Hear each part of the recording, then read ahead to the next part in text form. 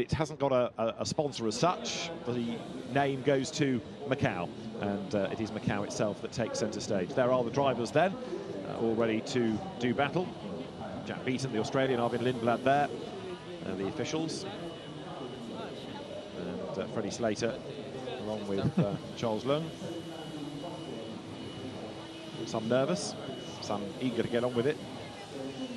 Vivian Su. So there are the drivers ready to go into battle. The Secretary for Social Affairs and Culture and President of the Macau Grand Prix Organising Committee, Ms. Ai Yong-u, greets and poses with the Formula 4 race drivers in the company of the President of Sports Bureau and Coordinator of the Organising Committee, Mr. Poon Weng Kun, and the President of the Automobile General Association Macau. They join the drivers at the front of the grid. All smiles in and amongst the odd nervous face. And once the official photographs are taken, then the drivers will be allowed back to their cars, which are now surrounded by grid girls, by team personnel. Because Formula 3 cars first came here in 1983. Famously, the Grand Prix won by Ayrton Senna. Ayrton Senna is honoured around Macau, not just this weekend, but all the time. And very proud, I think, Macau is that Ayrton won the first Formula 3 race for the Macau Grand Prix here at Macau. But it was a voyage into the unknown to use Formula 4 cars after so many years of Formula 3, and they worked. From year one, 2020, they just worked. And now as drivers begin to get themselves ready, gloves on, helmet on, they'll be strapped into the cars. We are on the final countdown to get this 12-lap race underway. Bianca Bustamante is popping the hair down the back of the overalls over the balaclava. Does up the race overalls. Helmet will go on, hands device as well attached to the helmets. And a thumbs up from Enzo Yeh. And I wonder how many of these helmets are designed just for this weekend. I reckon quite a few of them. Very, very colourful designs on cars and helmets in this part of the world. And as overalls are zipped up and drivers get themselves into the cars, they can begin to now do the more normal preparation for the start of a race. Yes, that first visit of Formula 3, which was all pulled together by the late Barry Bland so successfully, came at the end of an epic British Formula 3 season, 1983, when Ayrton Senna and Martin Brundle went toe-to-toe. Ayrton winning the championship, and then they came to the non-championship, of course, Macau Grand Prix, different liveries, but still driving with WSR, West Surrey Racing. Ayrton took the title in Britain. He then took the Macau Grand Prix victory. In those days, British Formula 3 was able, because there was a British Formula 3, to race at a variety of circuits that it's started to outgrow not long after, such as Cadwell Park. And Freddie Slater is probably the only person on this grid that can claim to have been a race winner at Cadwell Park, because he was there winning in Ginetta Juniors this year. The last person to win at Cadwell Park and then race at Macau in the same season is probably Martin Brundle in 1983.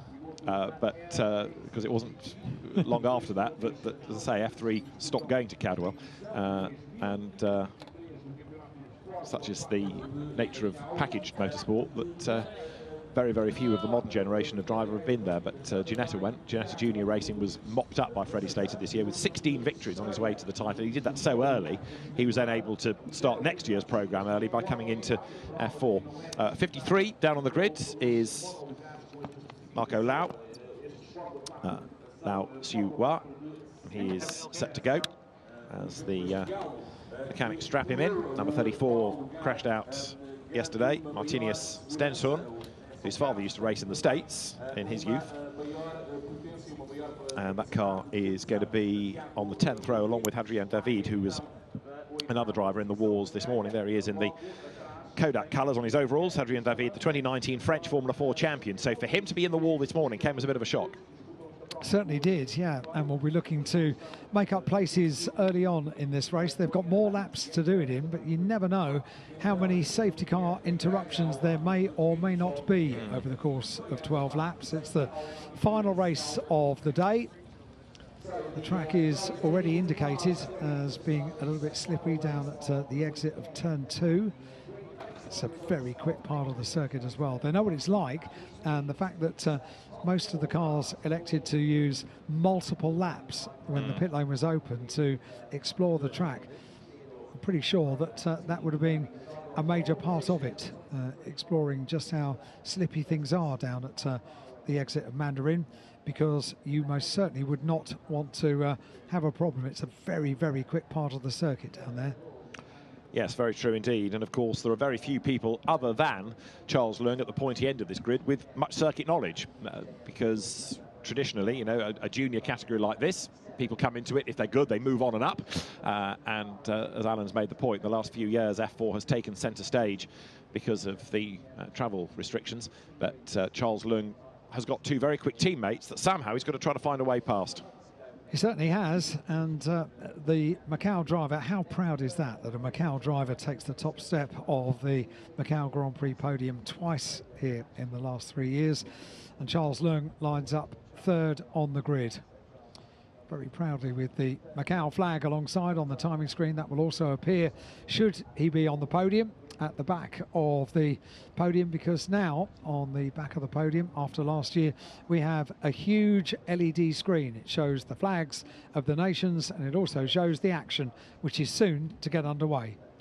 Arvin Lindblad on pole position, Freddie Slater with him at the front of the 1x1 staggered grid, ahead of Charles Leung and Rashid Al-Daheri. Then Jack Beaton and Ethan Ho are ahead of Rafael Narak and the Chinese F4 championship leader, Macau driver Thiago Rodriguez. Bianca Bustamante goes from 9th ahead of Enzo Ye, Miki Koyama and Zhao Kunpeng.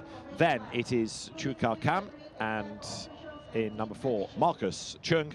Next is Thomas Leung and Riji Kumita, ahead of Vivian Siu and Marco Lau. Martinius Stensorn is next from Hadrian David, and then Kai Darianani and Lu Kai Shun complete the grid. 12 laps are in prospect for this Macau F4 race. That's our pole position driver, and of course the winner, therefore, of the qualification race this morning, Arvid Lindblad, alongside Freddie Slater on the front row of the grid. I say the front row of the grid, it's a staggered grid formation, but for the sake of going through the grid, front row of the grid for Arvid Lindblad and for Freddie Slater, and Charles Leung third on the grid with the Macau flag proudly on the front of the car, the number 11 car, double winner here for the Macau Grand Prix, and equipping himself very well against some very, very quick drivers this weekend. Number 14 on the grid is next, Rashid Al-Daheri, and just focusing, said before the drivers got in the cars about the prospect of visualising. They tend to close their eyes and get into the zone of working out exactly what's going to happen on the formation lap and then the opening lap of the race. It's a big thing. Yes, you kind of think the drivers have nodded off, but they're thinking their way through a lap. Don't approach while they're doing it. No, quite. That's what I've learnt over the years. Tilt over to see Ethan Ho there for Team KRC, a driver that's done quite a bit of his racing in America in Formula 2000, but the driver from Chinese Taipei coming back into F4 style cars for this weekend, and that's number 1 of Rafael Narak, whose father Raymond was a Le Mans class winner in the IMSA Matbook Porsche days that he used to share with the likes of Patrick Pilet, amongst others. And as the grid is being cleared, formation lap ready to get underway. That's Bianca Bustamante, who has been racing in the F1 Academy, 7th in the championship with 2 wins this year, and managed by a race winner already today, Darrell Young. But she was a W Series driver and then drove in the F1 Academy, which has sort of been born out of the ill-fated W Series. Most recently, Filipino driver she is. So with the lights flashing as the car's engines are fired, the grid is being cleared, and very shortly they will be allowed away for that formation lap. Can I put you on the spot for a winner? No, okay. Thanks very much indeed, but please do not adjust your television sets, because they are the flashing lights on the rear of the cars. It's a feature of the current Formula 4 cars. hang on, am I going to pick a winner? Well, he hedged nicely to try not to. Freddie Slater. Okay. Why? Because I saw his debut of British Formula 4 this year, and it was incredibly impressive. It would be a very good story for the Brits, as it would be if Arvin Lindblad were to win it, because he is a British driver also, and I suspect that he's probably just going to shade Freddie, if only because he's got a bit more F4 experience, whereas Freddie has had to come from a closed Ginetta Junior into this. Not saying for a moment that he's not made the transfer very well. He has. He's been exceptionally impressive for a limited season. But Arvin Lindblad has just got that little bit more experience of single-seaters, and maybe that's just showed in the qualifying race this morning. Anything can happen at Macau, and we're about to see that over the course of 12 laps around the Guia circuit for F4 cars. The Macau Formula 4 race is very soon to get underway. The klaxons sound. The last few members of the teams that are directly responsible for the starting of the cars run off the grid. The last few camera crew run off the grid as well. And now this is just normal life for a racing driver. It's what they're used to, left alone with just the driver and the machine, and 12 laps ahead around the Guia circuit. What a treat for these drivers. But what pressure for these drivers as well, because Macau can make careers, can't it? Win here, do well in the so-called Macau test, and it is absolutely huge to put on your CV. And whether it's in F3 or F4, then these drivers, if they come away from this weekend saying, I was on the podium, I won the Macau F4 race, then that is going to put them in a really strong bargaining position for a drive for next year, for the year after, for the year after that. The formation lap is about to get underway. We have got 22 drivers set to take on the Macau F4 race. That green flag sends them away to put the warmth into the rubber. One more lap before we go racing, and then we're going to crown a Macau F4 race winner in the biggest F4 race probably in the history of the category in terms of an international shootout. We've got a couple of cars that don't want to get off the line, and if you are last away and everybody else has gone past you, you should not overtake to get your grid position back. I think everybody has got away. Yeah.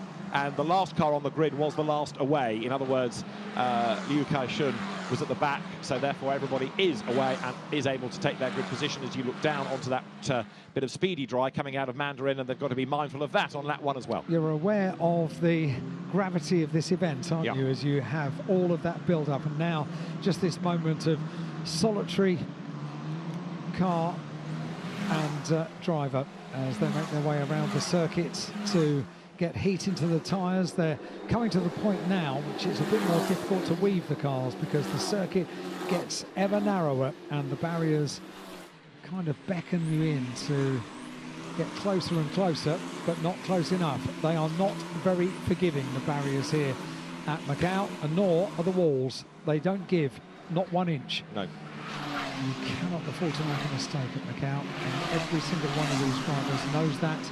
Some of them to their peril over the course of the last 2 days. Now they are about to start with a clean sheet, the start of a 12-lap race around the Macau circuit. Talk about the drivers getting nervous. Getting fairly nervous myself. Are your tyres warm? Are you ready to go? My boots are ready to go. You've got grip, you've got grip, that's good. So as the drivers then come towards police and Moorish, jinking left and right, even in sort of full weave, just that movement, getting the tyres a little bit warmer, and of course getting the pressures up as well, because it is not only that you go into battle, of course, on tyres that you need to be warm, but you're going into the first 3 corners, which are blindingly fast. That is not only not a place for the faint-hearted, it's certainly not a section of the circuit not to have traction. It's not the place for the faint-hearted and not the place for cold tyres. No, indeed. Particularly we've got this slippery surface on the exit of Mandarin, so be careful everyone. Let's see just what a clean race we can have for the Macau Formula 4 race.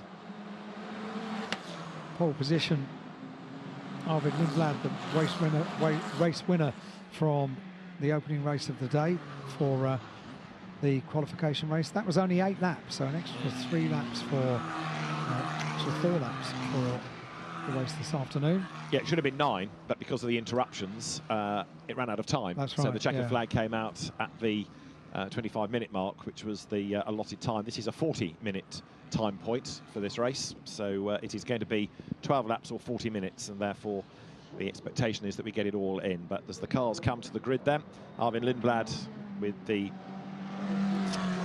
Prema Ran car for pole position, Freddie Slater second on the grid. Charles Lung knows what it is like to be on the top step of the podium here. Can he do it for a third time? Do you know what I always wonder? I wonder when you see the pole position car weaving the car really a lot from side to side, why you would follow and not do the same?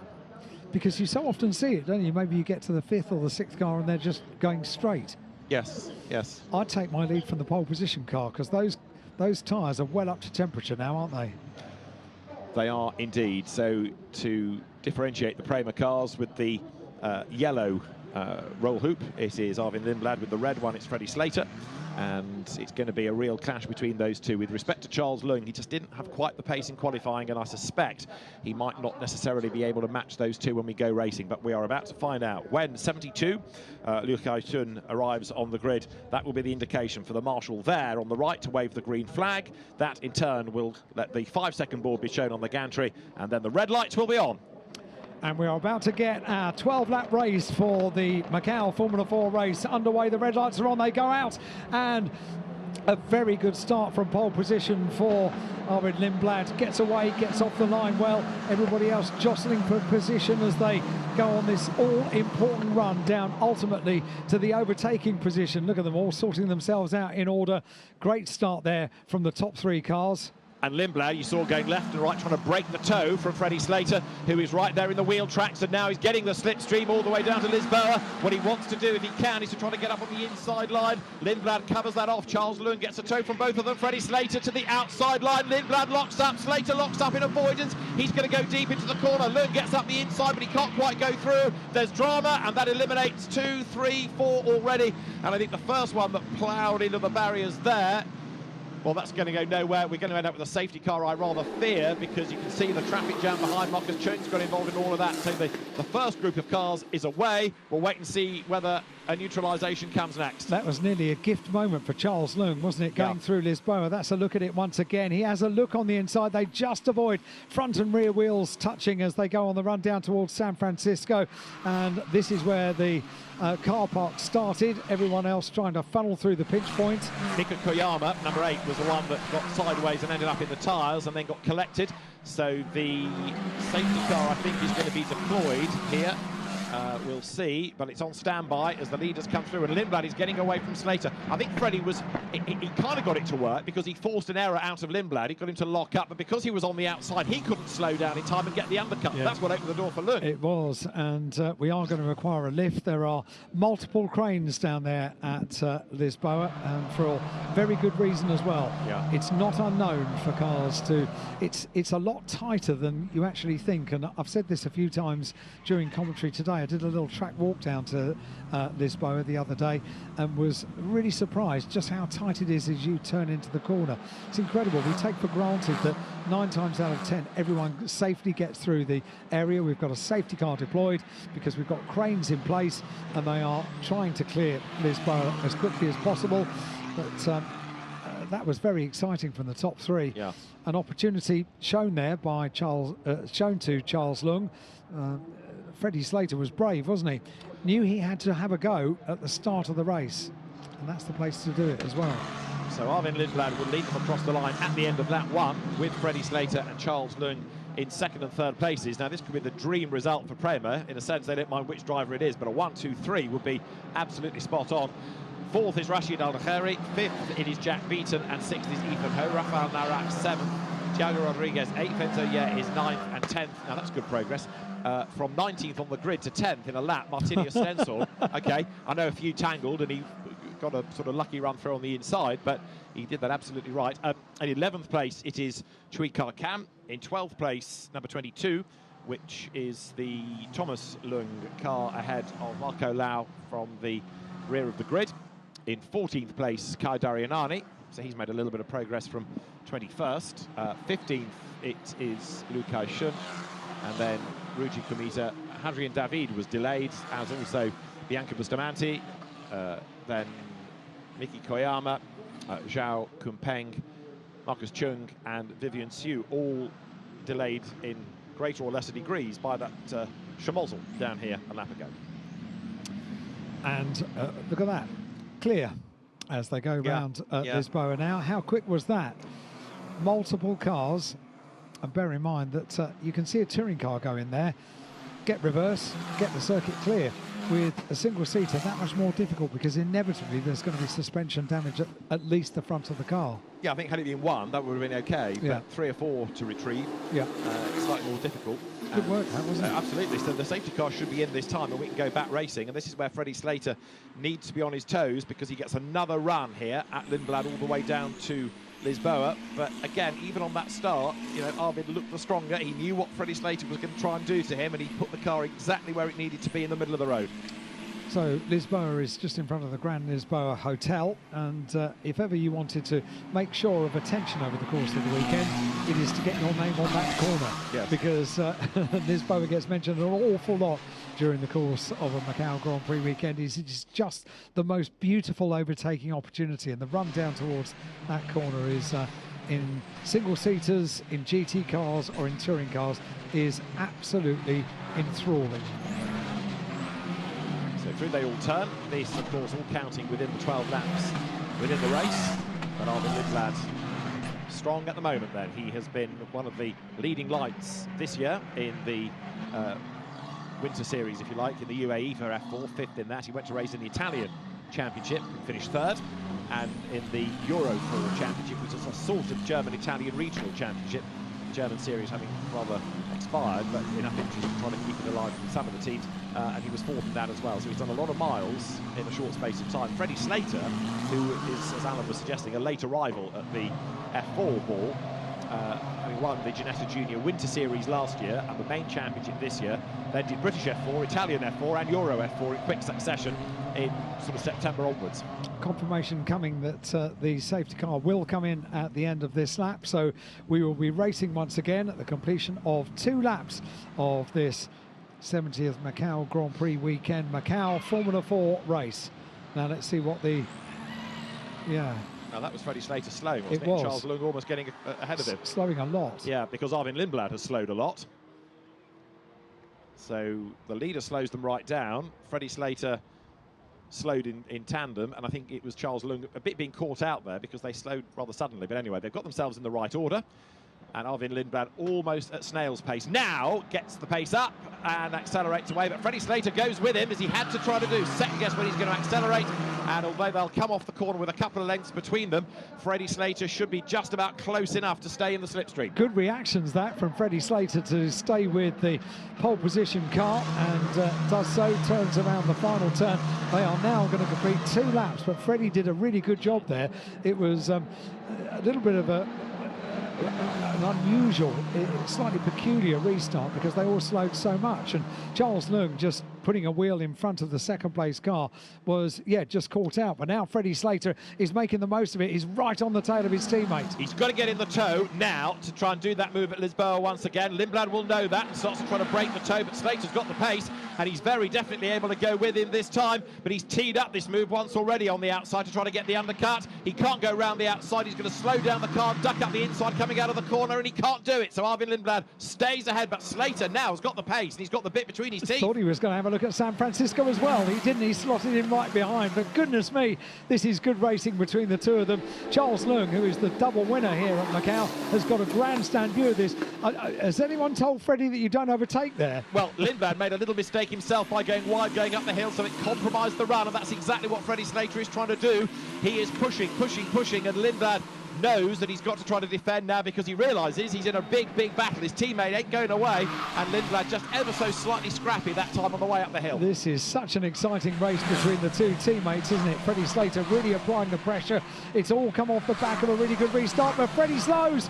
He's got a problem. So Slater has got a problem, and Lindblad gets a free ride. Lund goes second, So all of a sudden, something has gone wrong for Freddie Slater. It looks like it's mechanical, because I don't think we've seen him hit anything. No. So Freddie Slater's car suddenly slows and it's crawling around. Drama, drama, drama at Macau, as ever there is. Poor Freddie Slater, he'd done such a good job on the restart. He had pushed the race leader into a tiny error, which is exactly what he needed to happen. It almost worked, and then, you couldn't believe it, could you? Something goes wrong with the car, and the car slows. Charles Leung now in second place, and Charles Leung inheriting that second place as a result of teammate Freddie Slater having some kind of a problem. What a shame. So if the car makes it as far as the pit lane, more to do with that story might well reveal itself. But now Arvin Lindblad can breathe a sigh of relief, because he really was being given a tough time. Charles Leung second, and then it's going to be Rashid Al-Bahiri in third place. Jack Beaton, the Australian driver there in the background, is fourth as they come now over the timing line once again. So it's Lindblad with a big advantage over Leung. Certainly does, yeah. That's a gift to our race leader, isn't it? Lindblad took the qualification race win this morning. As a result of that, takes pole position. He was being really put under pressure by his teammate Freddie Slater for the lead of the race. Twice going into Lisboa, he had to really keep his wits about him to keep Freddie at bay. And then, all of a sudden, the teammate slows, and we are robbed of the race, but Lindblad is very much gifted a slightly more comfortable entry to Lisboa this time. And Freddie Slater has, I think, just made it about as far as the pit lane, as Arvin Lindblad then leads by nearly 2 seconds from Charles Leung, and then Rashid Al-Bahiri in third place. Now remember, there's only really Leung in that leading group that knows the circuit, so the others, to be either ahead or running with him, are doing a very good job indeed. Now the problem with the result sheet is it doesn't necessarily show how good a performance has been, because if Freddie doesn't win this race or finish up on the podium, his name is not there in the record books necessarily. But that was a super opening couple of laps. Can I just mention that he's done a first sector time, Freddie Slater, quicker than anybody on this lap, as though the car had an electrical cutout and he had to restart it, and now it's back in the race. And now it's back to normal. Yeah, he came over the timing line. I thought he was coming down the pit lane, but actually he's carried on, and he did a 25.6 in the first sector, which is quicker than anybody on this lap. So he's not going to win the race. The safety car might help him gain a few more places back, but it was as though the car cut out and he had to do an electrical restart, or maybe he accidentally pulled a switch and did something. But the car for the moment looks to be okay. I'm very pleased the car hasn't come into pit lane, because this might be quite exciting to watch Freddie if he's got a good car for the rest of the race. Also, with a little bit of the old red mist getting involved as well. He's going to be really fired up for this, and that's going to be great to see. 18th he is at the moment. 18th at the moment, so that's at the end of 3 laps, so 3 laps completed now. Meanwhile, our race leader, Arvin Lindblad, the winner from the qualification race this morning, has put in the overall fastest lap of the race. Well, he can now, because he is not under the pressure that he was, but we've got a safety car. A safety car is deployed for the second time. 2:26.6 is the fastest lap that Lindblad has put in, but now they're all going to bunch up together once again. And well, on the restart last time, Lindblad was put under a great deal of pressure by his teammate Freddie Slater. I wonder if Charles is able to put him under a similar amount of pressure on the restart this time. So, a little bit more tricky to get the 1, 2, 3 for the team now. Very, but what did Freddie Slater do on that lap? Well, we'll know when he comes across the timing line and see if he's gained any places at all. So getting a replay here of the reason for the safety car. I want to say that was Marco Lau going straight on, but I may be telling you an untruth in that. So it was him, and Freddie Slater is up into 16th place, so he's gained a couple of spots. A couple of spots on that lap. It's tricky, you know, even if you've got really good pace, the amount of opportunities to get past other cars on this circuit are fairly limited. And therefore, Lisboa is a great overtaking position, but when you're making your way through back markers, this element of the circuit is not the place to do it.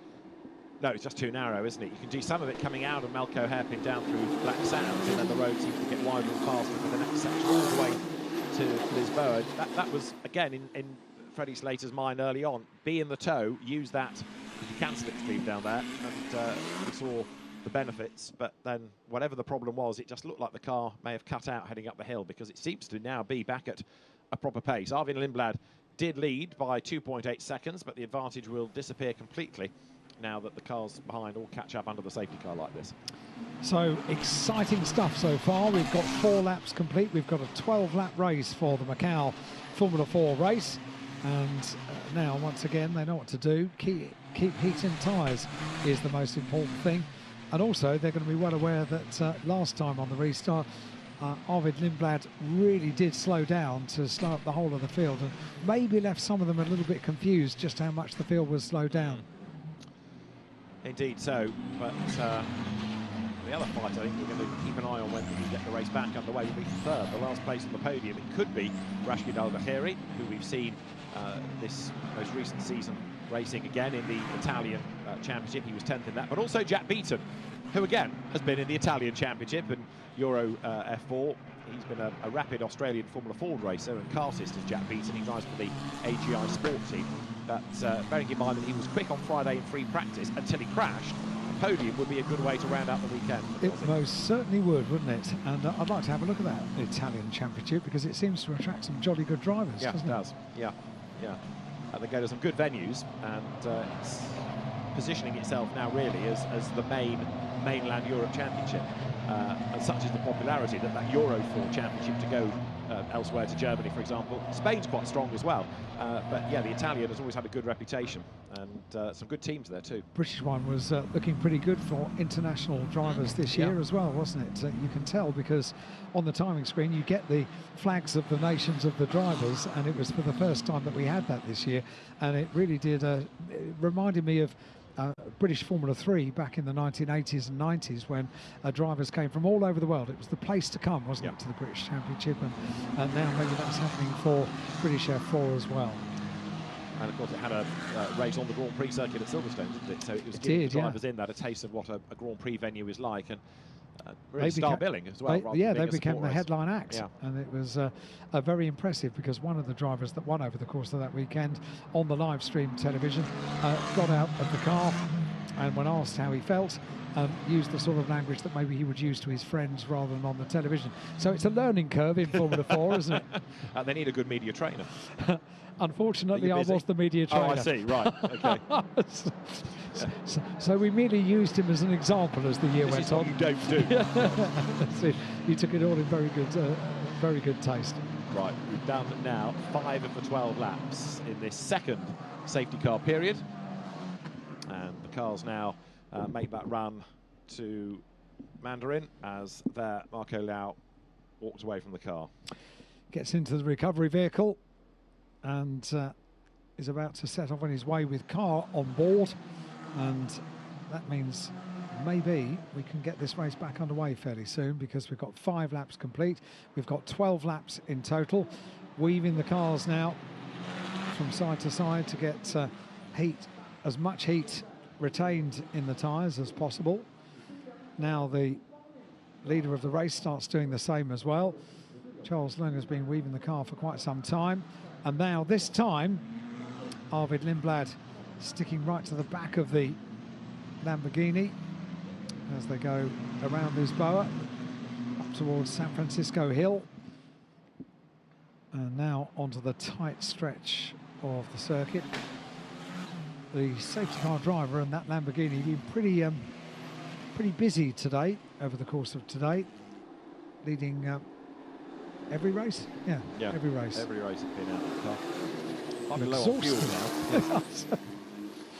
New set of tyres needed for tomorrow, because it's had some abuse, had some hammer. Right, Arvin Lindblad versus Charles Leung for the lead. Rashid Al-Bahiri versus Jack Beaton for third. Ethan Ho is fifth and Rafael Narak sixth. And Martinius Stensorn deserves a big hat tip. 19th he started and 7th he is now. Well, we did rather wonder, and he needs a bit of luck, because luck has not been on his side yesterday or today, but speed certainly has over the course of these 2 days of the opening weekend for the 70th Macau Grand Prix. I love Formula 4 cars around this circuit. They just look good, really good. Martinius Stensorn, just to make the point, was a F4 racer last year, but in the Italian Championship, should you be asking. took a race win, 7th in the that, series. Yeah, but this year he's been racing something a bit more powerful. He's been in the Formula Regionale Championship. He took a pole and a win first time out at Imola. 4 wins during the course of the year. Runner-up in the Championship. Now, Formula Regionale, which is a sort of merger of Formula Regional and Formula Renault Euro Cup of years past, is a very competitive championship. Split qualifying into groups, really tough championship. So to be the runner-up in that in your first full season in it is impressive, and he's showing that racecraft here by, as we say, being up into 7th. And he's not done yet. This safety car will help him because it bunches up those ahead. Certainly will. Yeah. So 7th place from what, 19th? 19th. 19th on the grid. That's a good Sunday's work, isn't it? Yep. At the end of the day for Martinius. So let's see what the journey is going to continue to do, because we are not yet at half distance. We will be at the end of this lap. We are on lap 6 laps completed at the end of this lap, and that is the recovery of the reason for the red flag. That's now CUR and the Hong Kong driver's car, and the Hong Kong driver as well in the recovery vehicle, going back to base now, back to the paddock, and with the Lamborghini leading the field round for the Melco hairpin, we could well be getting this race back underway. Indeed so, and the lights staying on for the moment, so I rather fear one more lap. But I think so, because of the amount of distance the recovery vehicle has got to cover, I'm afraid. So it might be just one more lap. It's a really tough one sometimes for the race officials, because you want the safety car to go quickly enough to enable the drivers to maintain a sensible temperature in the tyres, but not so quickly that it's coming round so often that you're losing laps under the safety car, even on a long lap like this.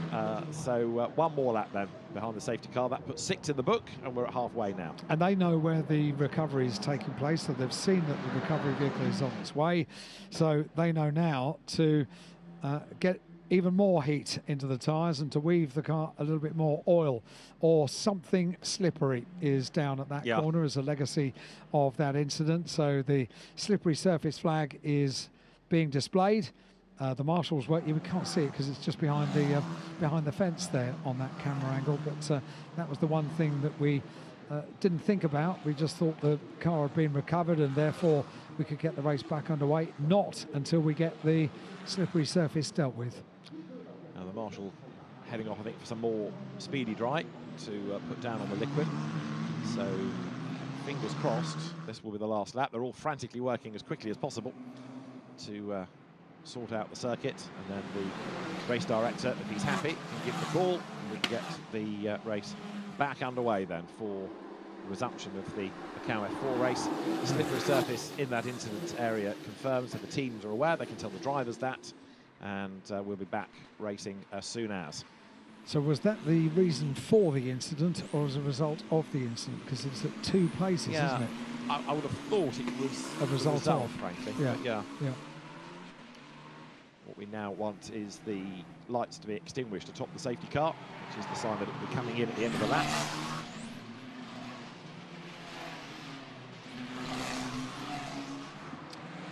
Well, no indication that that is about to happen. Most important is that they deal first of all with the slippery surface and take it away. Just realised it's the first time they've used slick tyres today, isn't it? Wet tyres this morning for the qualification race. And although they were weaving the cars this morning, I would imagine the amount of heat they could get in the tyres was fairly negligible in the conditions this morning. But now confirmation comes that the safety car will come in at the end of this lap. That's good news. So let's get that tyre warming process underway, guys, because we are about to get racing back underway at the end of what this will be 7 laps complete. And Arvin Lindblad did a really good job on the restart first time around, but Charles Lund will know that this is his opportunity to have a go for P1. Jack Beaton likewise against Rashid Al-Dakhiri for 3rd place. And Freddie Slater, if he's on his toes, ought to be able to gain a place or 2 or 3 from the timing line all the way around to Lisboa, but there must be a real feeling of the one that got away for Freddie in terms of a podium. Because I think top 10 would be as good as it would get from here on, but let's see. And again, Arvin Lindblad virtually parks the car and tricks everybody into thinking, right, it's going to be a really slow run now, and then it's up to him when he goes. But once you go, you've got to keep going. You can't go and slow, because obviously the chain reaction behind is dangerous. Now he goes, now he accelerates as he heads into Fisherman's Bend, turns right, he's on the power, and he's 2 lengths up from Charles Leung, who is taking Rashid Al Daheri with him. Yeah, Charles Leung had watched and learnt, if you like, what the protocol was going to be from the race leader on the previous lap. Watched Freddie Slater do it. Has not been able to do it quite as well as Freddie, but was not bad on the restart, that's for sure, because Charles Leung hasn't got a big gap between himself and the leader as they head now down on this run towards the fast part of the circuit, and ultimately the run down towards Lisboa, where, if anywhere, the race leader would come under pressure from Charles Leung. Race leaders go out of Mandarin, and Leung is in the slipstream, and Rashid Al Daheri is in the slipstream of Leung as well. So Charles Leung knows this is an opportunity, thinks about the inside line again, goes to the outside, but Lindblad knows how to defend into this corner and survives again. So Leung right under his rear wing, he's closed right up thanks to the slipstream, and he's brought Rashid Al Daheri with him. So it's 3 for the lead as they head up San Francisco. Using every possible tactic to get round there that time at Lisboa, and I almost thought he was going to do it. Oh dear, 2 more cars. One is the car of Thomas Leung, and the other is the car of Liu Qi-shun. So 2 cars down at Lisboa again, which hopefully can be moved just with the crane rather than needing a safety car. This is how they all got there then. So straight through the middle, no chance of slowing down, was the rather errant 22 of Thomas Leung, and the innocent victim and all of that just completely harpooned. But again, there was no way that car was going to slow down, and no wonder contact was made. And so Arvid Lindblad has tried twice now to use his unique form of restart. Is he going to do the same 3 times? Are we going to have a safety car intervention? I'm pretty sure we will. Well, I was hoping that because those cars are at the escape road, they might be craneable, but we'll see.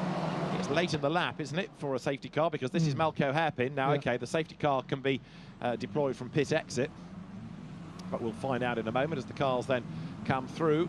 Arvid Lindblad still with the green lights flashing. Look at the lead he's built over the remaining, what, 2/3 of that lap over Charles Leung.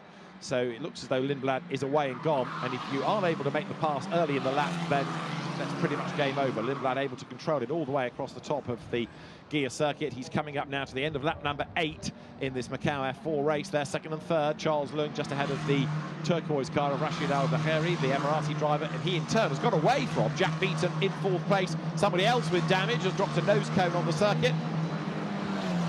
Can't see who that is at this stage, but the car is limping around, so it's probably slightly more than just losing the no cone. And the reason that Charles Leung has maybe dropped back a little bit more now from the race leader is because he is under huge pressure from Al Daheri as they go through Mandarin on the run down towards Lisboa.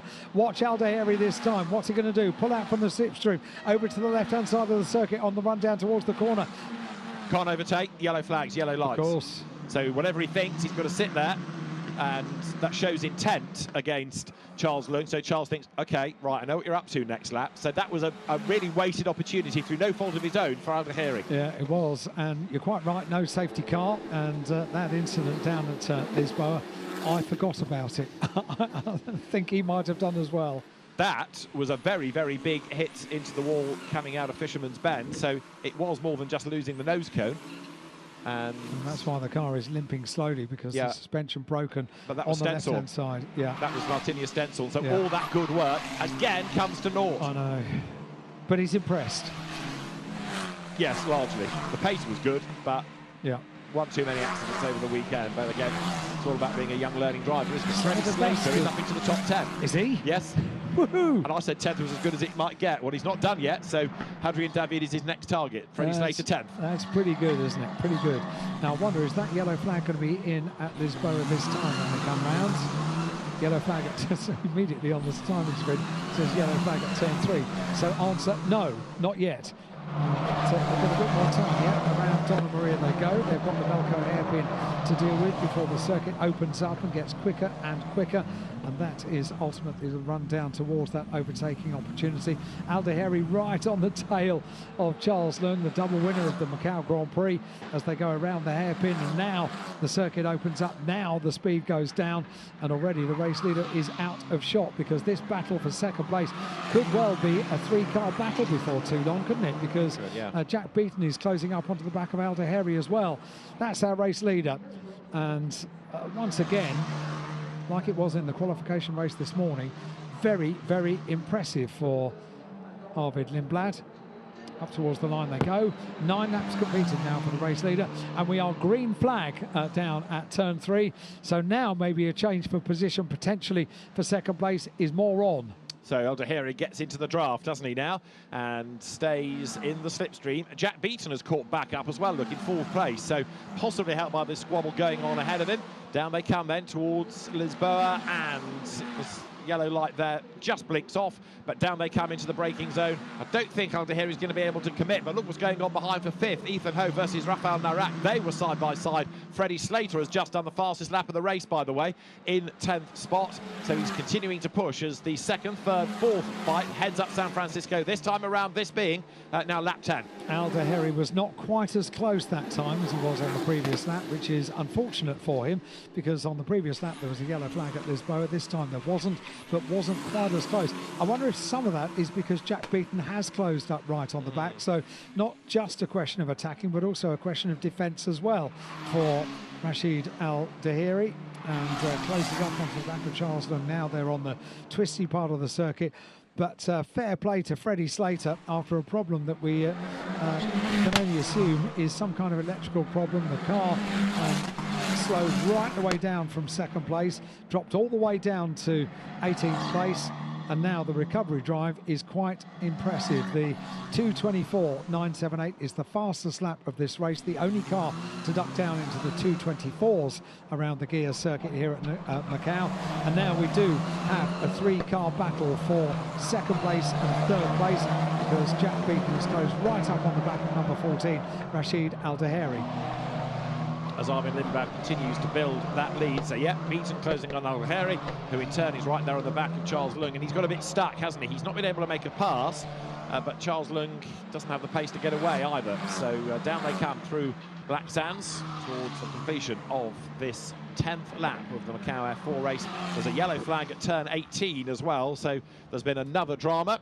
And that drama has happened coming through Donna Maria. That is turn 18. So there it is, another car off the circuit, and 96 brings out the safety car then. So the safety car is deployed for Xiao Kun Peng, and that is a 3rd safety car period. And you know what I'm thinking. They might not have enough time left to get this back underway, because there are 2 laps to go now. Yeah, they're on lap number 11. 10 laps completed now by the top 8. And yeah, with safety car deployed and a car stricken on circuit, Freddie Slater makes up 1 place on that lap, so up into 9th place. Great drive, great recovery drive for Freddie. The pace is never in question, is it? No. Trouble is, the safety car, I think, missed the leaders. And so it's there, look in the background, with the lights on green, saying to the others behind, you can go past. But by the time they've gone and they've scooped up the leaders, it's all going to be too late. So here is how we lost Xiao Junpeng. It was coming through police towards Moorish, and bang, into the wall. Good avoidance by the following cars as well, because you don't expect to come around that corner and find the tail end of a Formula 4 car just sticking out from the barrier. So good driving, good anticipation. What do you do now if you're these top 4 but go slow? And yeah, I mean, you back off and you obey the flag signals and you look for the safety car. You don't know where it is. You can't look in your mirrors for it, can you? No. Because that's where it is. Exactly. But the safety car, in a sense, if this were a wider conventional circuit, it could speed up and try and overtake the leaders. But around here, that's too risky. Yeah. Yeah, you're absolutely right. It's got the power, hasn't it? It has got the power. But Betty's tempted. What it means is that it's going to be quite a lot of unravelling, and so the race is going to end under the safety car because we're on lap 11. Most definitely, yeah. So we've got a result, I'm afraid. We have a result. Into police they go, and well, we have a result because one of the cars could do what Freddie did and have some unfortunate problem and then not get to the conclusion of 12 laps. Yeah, I'd love to know exactly what that was. He didn't pit, carried on, and clearly 9th. He had done the fastest lap, although Arvin Lindblad won that back last time. I don't think Freddie Slater will get to the press conference, of course, for being 9th, but those are the people that will know ultimately. And Rossan standing over his engineers, looking at all of the data, and he's the person to try and ask post-race, no doubt. Technology is wonderful. I love it. I use it as part of my everyday life. It can be terribly frustrating sometimes, can't it? Yeah. These are pretty technologically advanced cars for what is essentially the first rung on the Slicks and Wings ladder to Formula One. And so, as Arvin Lindblad comes down through Fisherman's Bend, he's about to start the last lap of the race, still looking for a safety car. So essentially he is the safety car. He's also the race leader at the moment, and that's Arvin Lindblad, who has not put a wheel wrong over the course of this weekend. Next weekend, for the Formula 3 Grand Prix, there will be a virtual safety car, and that kind of gets away from these problems because you don't have to get the safety car anywhere with a pack of cars. You just slow people down, clear the incident, and assuming it's not too long and the tyres have dropped in temperature, you can let them go again. Or at least by a virtual safety car, or a full course yellow as it's called in other categories, you can slow everybody down and then deploy the safety car at your leisure. In a short race like this, maybe leisure is something that you don't have, but in the end, these drivers are now going to head to the checkered flag this time in this week. And so, Arvin Lindblad won the qualification race today. He put the car on pole position in qualifying yesterday, which was a thrilling final 10 minutes to the qualifying session. Through Lisboa, he leads the field. Charles Leung finishes up in second place with his teammate ahead, double winner of the Macau Grand Prix. And third is behind Charles Leung, going to be Rashid Al Mahiri. Jack Beaton set for 4th place, and Ethan Ho 5th. Thiago Rodriguez 6th, Adrian David is 7th, Enzo Ye is 8th, and Freddie Slater, in a real yo-yo kind of a race, is in 9th spot. The race will finish behind the safety car, except Arvin Lindblad thinks, what safety car? Never saw it, Gov. Well, we've seen drivers being shown little videos on phones when they got back to the pit lane to explain the excitement that happened earlier on in their race, things that they wouldn't have been aware of. Adam Christodoulou in the GT4 race had a very, very, very near miss behind him as he went into Lisboa. Didn't know anything about it really until he was shown on one of his team's mobile phones, probably a screen grab of the television set, and showed him, and the look on Adam's face when he saw what had gone on behind him. And probably the same is going to happen as far as the race leader is concerned. Where was the safety car? Let us show you. It was there, but it was just a little way back. And so, assuming the role of safety car leading the field is Arvin Lindblad, who in fairness has had the perfect weekend this weekend.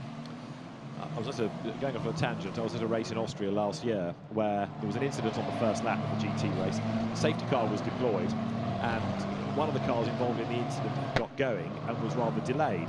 And so at the end of the next lap, the safety car, to avoid the incident, brought the field through the pit lane.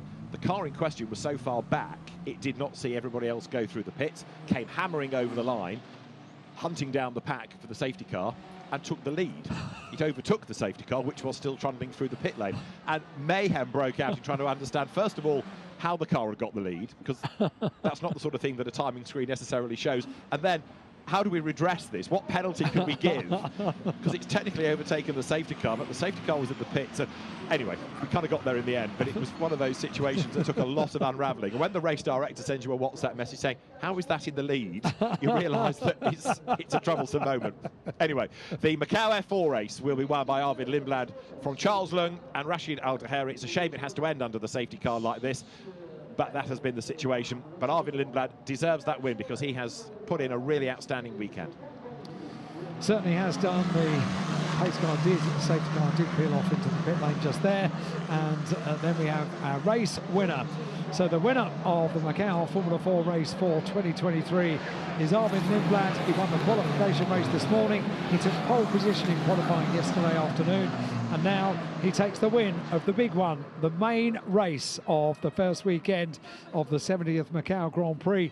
Arvid Lindblad takes the win and takes the applause of the crowd, and so too a very happy team for the first time today. There you go, it was worth getting up early, wasn't it? First race of the day and last race of the day, and it has gone very, very well for the team, and so too for Arvid Lindblad. He takes the win. Double winner of the Macau Grand Prix, Charles Leung, completes the race in second place, and Rashid Al-Daheri in third place completes our podium. Jack Beaton missing out. He's fourth ahead of Ethan Ho and Thiago Rodriguez, who I've kind of talked up all weekend, and I feel a bit of a fraud in a way, because Thiago never quite clicked in the way that he has in the Chinese F4 Championship. But, I mean, sixth place is not bad, but he wasn't really able to take it to the international drivers. And Ethan Ho, even though he is from the region but races mainly in America, doing a good job to take that fifth place. Freddie Slater ninth, and oh, what it could have been. Yeah, that was a superb comeback, but unfortunately, I think we can fairly confidently say a problem. It was nothing at all to do with Freddie. It was a problem with the car, but we don't know for sure until we get the final verdict from the team. The only thing I can think of is if it wasn't an electrical glitch, that maybe he just touched a switch or something, but you know, we won't know until post-race. But either way, it was superb before that problem, the performance from Freddie, and exciting. Having looked down at Lisboa twice, once after a safety car restart, once at the start of the race, but also the recovery drive from 18th place to 9th place, so finishing in the top 10. Well done, Freddie, once again proving that you are certainly one to watch. Well, I suspect we will see him again at Macau, probably before long in a Formula 3 car, but Freddie Slater doing a very, very good job indeed to take ninth. But Arvid Lindblad, who also has his sights to move on and up, and I think we said on the grid, did we not, that he's a Red Bull athlete? Well, a win at Macau gets the attention of Helmut Marko, and that perhaps puts him in an even more prominent position for his Red Bull ascendancy to wherever that takes him next, possibly towards Formula Regional or Formula 3 for next year.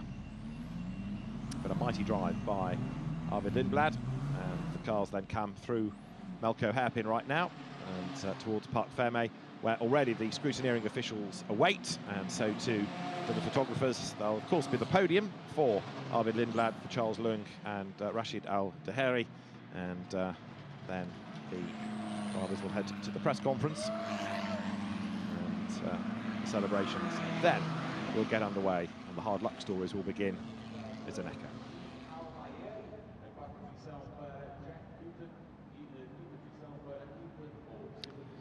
So to the pit lane comes Arvid Lindblad with the car of Charles Leung in behind.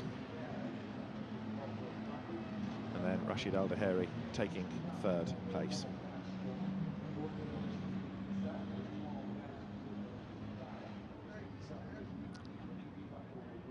Jack Beaton best of the rest, taking in the end fourth spot. And then for fifth, Ethan Ho and Thiago Rodriguez sixth. But it's the top three that we will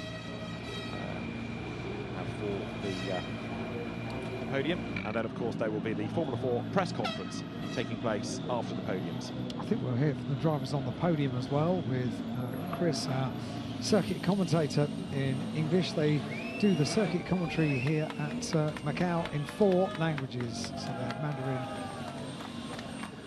so 2 Chinese languages, and also Portuguese and English as well. And now the celebration for a winner here at Macau, and stands atop the car. Arvid Lindblad very, very happy as he makes his way over towards the team. Hugs this morning, hugs this evening, and 100% record this weekend. And there we go, just undoing the intercom wires, so the helmet can come off without any problem at all. Treated with the different languages. It's not the same person doing it in 4 languages. No. There's an army of people. Arvin Lindblad it is that wins the race from Charles Leung and Rashid Al-Zahiri. That's the podium. Jack Beaton 4th from Ethan Ho and Thiago Rodriguez. Hadrian David from Enzo Ye. Freddie Slater 9th after his dramas. And Kai Darinani, who crashed this morning, rounding out the top 10. Decent recovery from him as well. So that's confirmation of the final race result for the Macau Formula 4 race this weekend.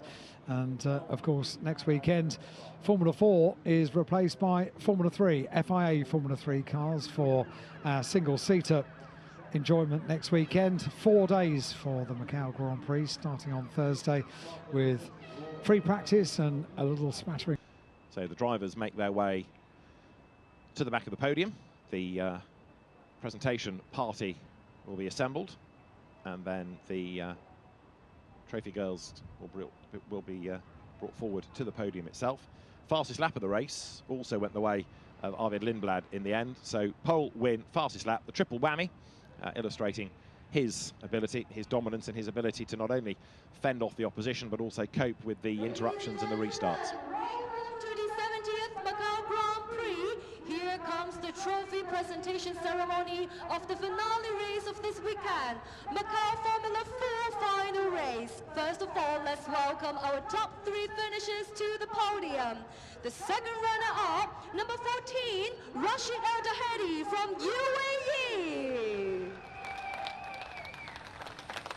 And the first runner-up, number 11, Long Han Chiu from Macau, China.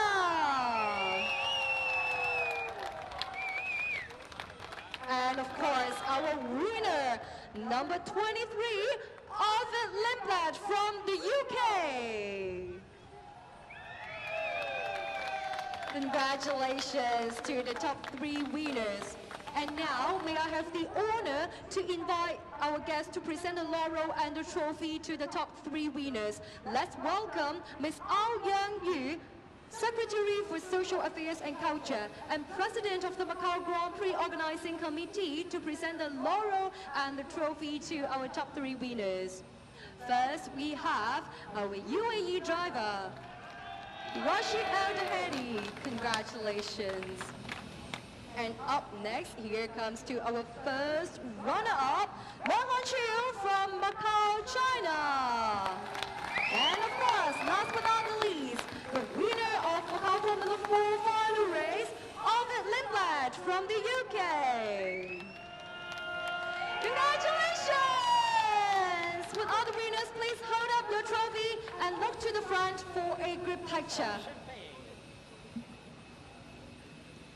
It's a wonderful race. Thank you very much, and congratulations again to our top 3 winners. Thank you, guys. Thank you, Ms. Ao Young. And now, would all the drivers please remain at where you are, as it's time for the champagne shower.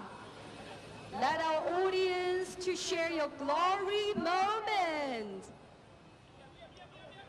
So loud cheers, ready from our audience. It's time. Be ready to pop together! Woo!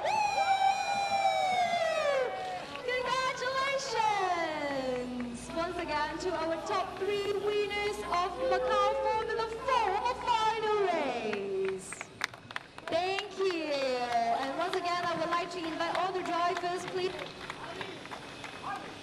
please remain here for some questions. And now I will hand over the time to Chris, please. Thanks very much. Well done, guys. Let's grab away with all 3. Rashid, well done, my friend. I hope you're pleased with that, because that is a tremendous effort. 3rd place, the end of your first season in cars. You've got better and better all weekend long. How's it been? Yeah, I mean, of course it was quite a tough weekend. Macau is a very special race. It's like there's the walls, so like as soon as you go over the limit, that's it for you. So it was important, yeah, to get closer and closer to the walls without him. I think we did a great job improving throughout the race, also throughout the weekend. Unfortunately, the last 2 laps, there was a yellow flag in T3, so we weren't able to battle much, but I think overall it was a good weekend, amazing track. I had a lot of fun, also this morning in the rain, so nothing to say, just amazing. Yeah. Super job. Well done, Rashid. Charles, well done to you as well. 2nd place What a record you've got at this place. That last 4 years, that's 2 wins, 4 podiums. What is it you love about Macau? First of all, it's home. Second of all, it's having all the close people here, and yeah, racing here is just amazing. Every year, racing around here is just, yeah, it just feels special. And yeah, I hope I could continue every year, maybe later on. And yeah, let's hope next year I will be back again. I know you'd like the win, but I hope you're pleased with that, because you fought really hard and you tried everything on the restarts.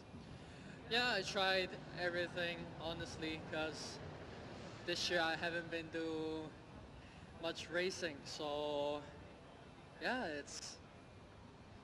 I was able to quickly adapt, so honestly I was quite happy with my ability, so hopefully next year I will have more opportunities to drive, and I'll come back in Macau with more prepared.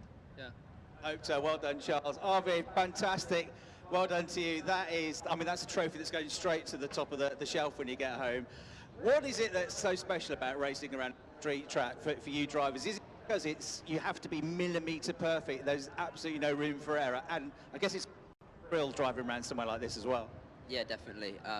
There's nothing like it. It's been probably the most, one of, if not the most enjoyable weekend I've added driving.